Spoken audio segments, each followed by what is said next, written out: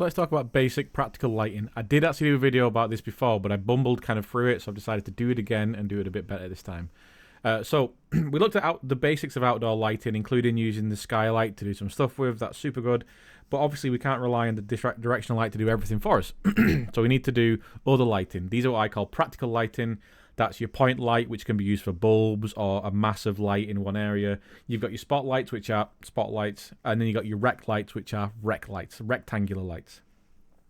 So let's have a look at these things. So we can always go and add a light by going to the quick add, going to lights, and then choosing from here. But what I'm going to do is hold L and click in the middle of this black scene here. And you'll see that I've actually got a point light in the scene already. So holding L and clicking produces a point light. And this is just a basic light. You know, it's just a bulb. It's a medium source of light. If you want something to radiate light in all 360 degrees, this is what you want. So all lights, just like the directional light, have controls. By default, the intensity units will always be set to unitless, but we are always told to set, if we're using lumens, to always set them to lumens. And there's tons of resources to get the right lighting values for stuff. But just like with directional light, what we want to avoid is overburn. So here you can see everything's overburned. I haven't got a post-processing volume in the scene, so I'm actually going to bring that in so we can add our what do you call it, exposure. So I'm going to bring all those on, ramp up, ramp down, set to 1. And then my value set to 1 as well. There we go.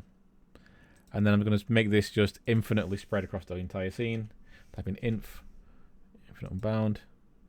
There we go.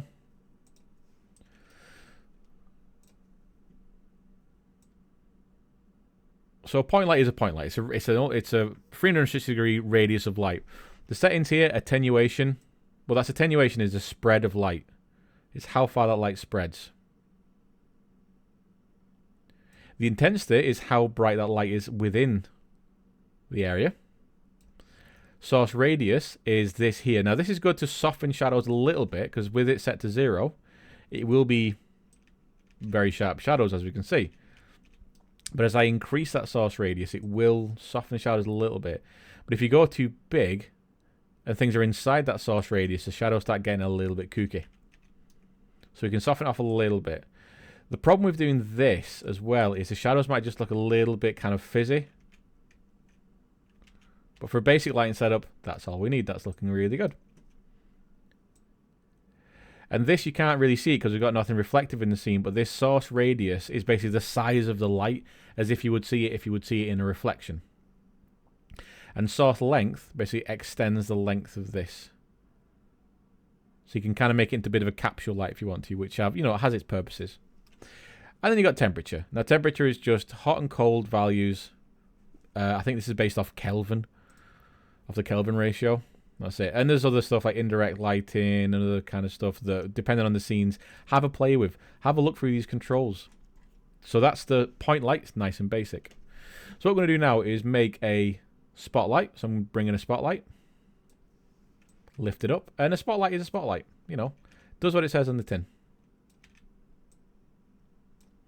So it allows me to create a spotlight. Same controls here. We've got obviously the intensity. We've got the intensity units. We've got the color, so we can make it any old light that we want to. Let's make it a yellow light. We've got the attenuation radius, which again is how far this light is thrown. Which when you combine it with the intensity here, it gets you some nice stuff. Now in this, because it's a different kind of light, it's not a 360 degree light. This is actually a directional light, kind of. It's a light with fall off, but it's going in a direction. We've got an inner cone angle, and we've got an outer cone angle. Now these can actually work really well together, because if I increase the inner cone angle till it meets the outer cone angle, you can see that the actual light is very, very sharp, like a comical, cartoony spotlight kind of thing. If I decrease the inner cone angle, you see the edges of the light, or the penumbra, become softer and softer and softer. Now, what that's fun to do with is I could get like very, very small pin lights in my scene like that, using a spotlight, which is quite cool.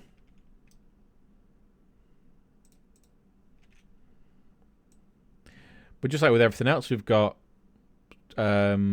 source radius that will soften the light out a little bit. If we had reflections, we'd be able to see the if we had reflections, we'd be able to see the source angle radius and the source length. So again, that's another one of those, kind of turns it into a capsule. It kind of does have some kind of effect on the lighting. And then we got temperature and all that kind of jazz, just like with the other lights. And the last one is a rect light, a rectangle light. Drag that in. So I like a rectangle light because I think the shadows are a little bit nicer. Just like with everything else, it has the same controls. It has intensity, it has color, it has attenuation. It has, this time, width and height. So I can actually make it wider or taller, depending on what I need it for. It's also got these barn door angles. So you've got barn door angle and barn door length. And what these are is, if I make it a bit bigger, it'll be a bit more obvious. There we go. So if I decrease the barn door, you can see that I'm focusing that light into a smaller area. And if I increase it, I'm spreading out a bit more. So I can focus in the light. It's not really going to have any influence on the actual shadows themselves, but it just helps the initial kind of light production focus in a little bit.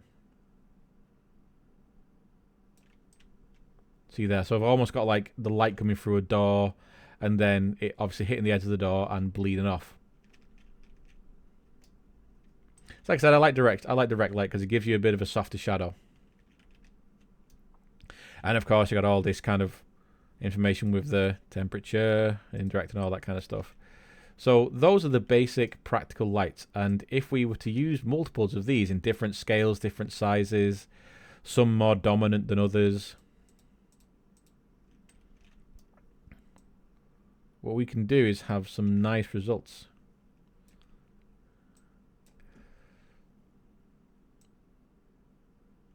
So brings back a little bit, but I'll decrease the down bar angle, but increase the length. Change the color so it's something like a blue. So now using two little rec lights, I'm able to just light, get a bit of, you know, bounce light there. If I bring in just a point light, lift it up so it's quite high. Like that. I'm not changing any of the settings so far, but what I've got here is a little bit of extra, little bit of light there that I can then tint a color if I want to.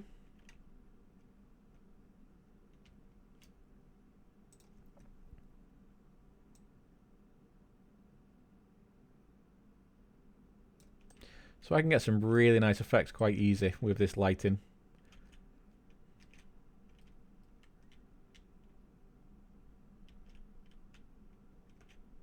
And if you're using this in conjunction with, you know, your skylight style lighting, or, you know, your standard directional light lighting, you can get some really nice effects, because these are great for actually having bulbs, having spotlights, physical spotlights, using them very softly to emphasize or colorize a certain area.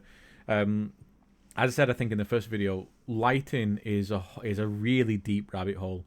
You can get some pretty decent results using basic stuff, but very quickly, lighting takes on a whole realm of thinking and science and methods and settings and all this kind of stuff. And lighting is one of the most important things in a game. You can have a really good model, you can have some great gameplay, but if the lighting doesn't fit the environment, it does detract a lot. You know, good models and good gameplay don't always save the entire game. If it's a game like Untitled Goose Game or Thomas Alone, yeah, you've not really got lighting in that whatsoever. It's the mechanics and the visuals that make that game.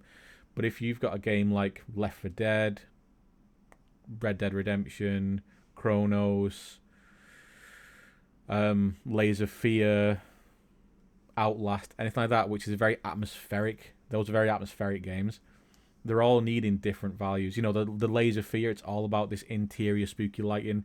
Outlast is all about dim, lighting, you know, emphasizing certain things. You've got the whole emphasizing paths, I meant to say, you know, where to take the player, where to draw the player's eye, using the night vision camera. Alien Isolation uses lighting brilliantly to give you that sense of one, claustrophobia, but then also like hidden depths within the light. You know, you'll have a corridor, but there'll be shadows where there could be something, or they'll have like a flashing red light, and that's obviously pulling the player towards that area. So lighting is incredibly important. If you just stick a directional light in a scene and don't do anything with it, you're going to get cold standard lighting with rubbish shadows. But then when you start bringing in, you know, the skylight, the atmospheric, the sky atmosphere, exponential height fog, all these kind of things, you start adding even more kind of value to, and all more depth to the scene. And then when you start bringing in things like the skylight and adding a HDRI to that skylight, you then tinting what's in the scene to be something else, because maybe you can't get that from the light. But then when you combine all this kind of stuff with the post-processing, so maybe inside the post-processing effect, you tint the shadows to be a bit warmer, you tint the light to be a bit cooler, just a touch, not a massive amount, just a touch. That's not directly using the lighting, but that's helping the lighting do something.